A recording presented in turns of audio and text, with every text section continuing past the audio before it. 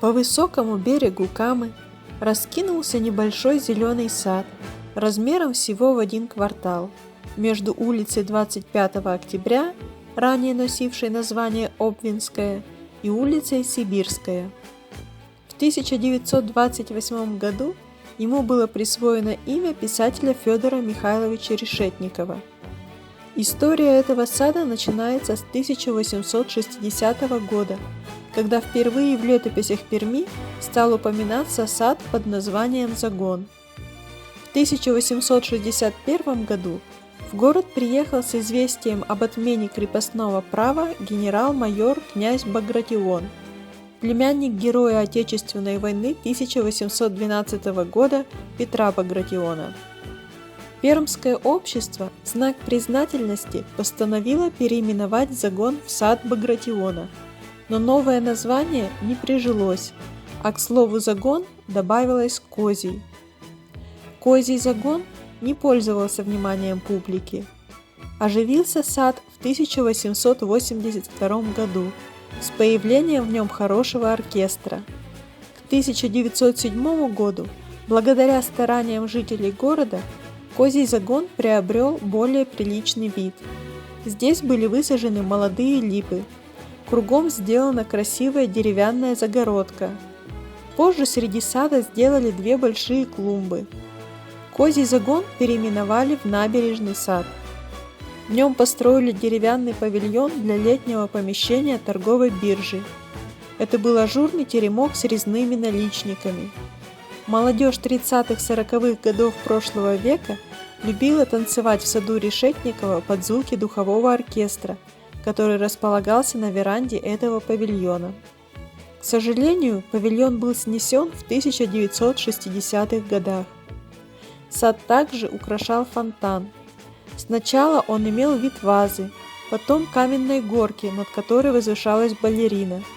С 1985 года на месте фонтана воздвигнута 4-фигурная скульптурная композиция – монумент героям Гражданской войны.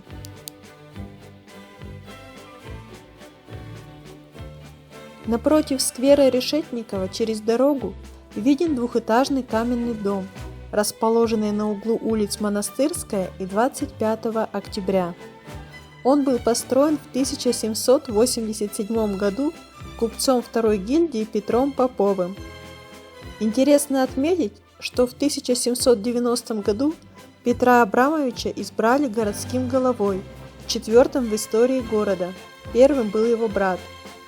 В 1805 году Петра Попова вторично избрали на должность городского головы, но прослужить на ней весь положенный 4-летний срок ему не удалось. В 1807 году он скончался. Дом перешел в руки родственников. Однако вскоре, в 1812 году, разорившийся купец Иван Попов занимал лишь квартиру на нижнем этаже здания, тогда как квартиру на верхнем этаже снимал Михаил Спиранский, крупный русский государственный деятель, на тот момент отстраненный от службы и сосланный в Пермь. Во флигеле дома квартиру снимал настоятель Соликамского Троицкого монастыря. После пожара 1842 года дом приобрел известный уральский просветитель Михаил Сапожников, который и восстановил погоревший дом купца Попова в том виде, который дошел до нашего времени. Более полувека в дореволюционный и несколько лет в советский период в восстановленном доме находилась Пермская почтово-телеграфная контора. Освободившаяся в середине 20-х годов XX века от многолетнего присутствия почтово-телеграфного учреждения, здание получило новых хозяев.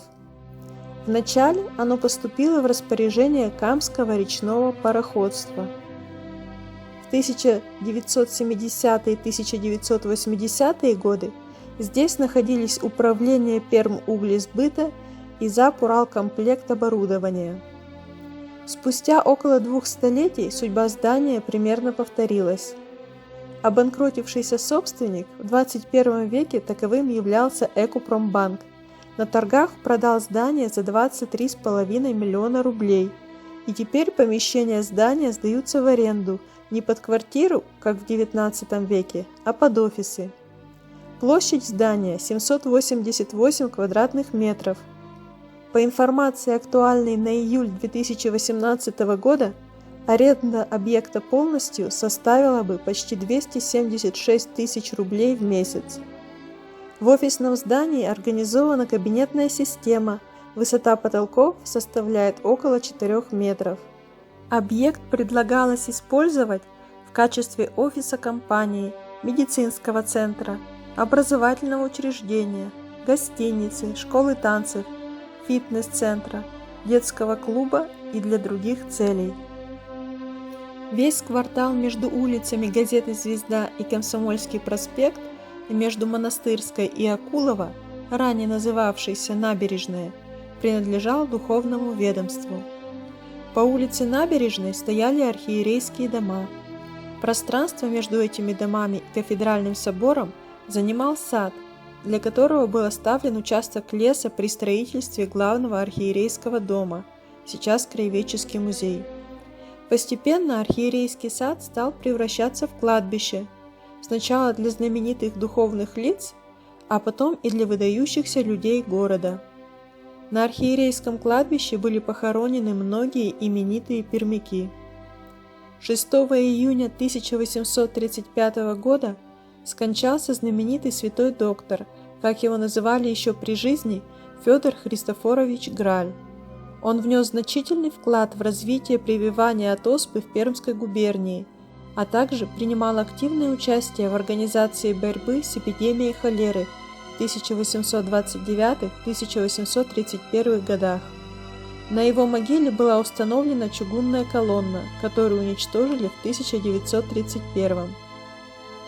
1 января 1883 года скончался и был погребен на этом кладбище Павел Дмитриевич Дягилев, владелец винных заводов, большой меценат, дед великого импресарио Сергея Павловича Дягилева.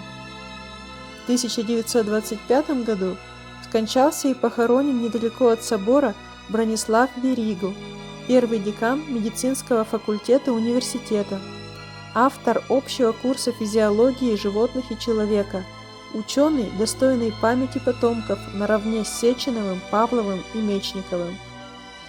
В 1027 году умер Александр Генкель, доктор ботаники и всех естественных наук, краевед Прикамья, основатель ботанического сада при Пермском университете.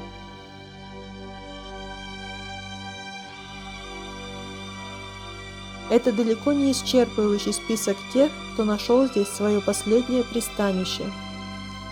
В 1930 году было принято решение о предоставлении участка земли с кладбищем Пермскому музею для организации зоологического сада.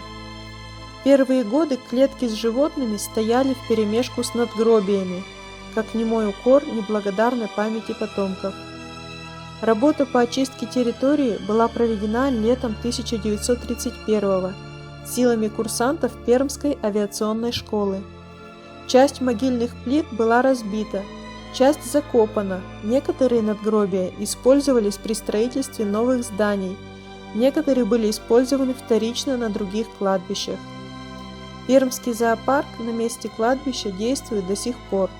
Планов восстановления мемориалов нет.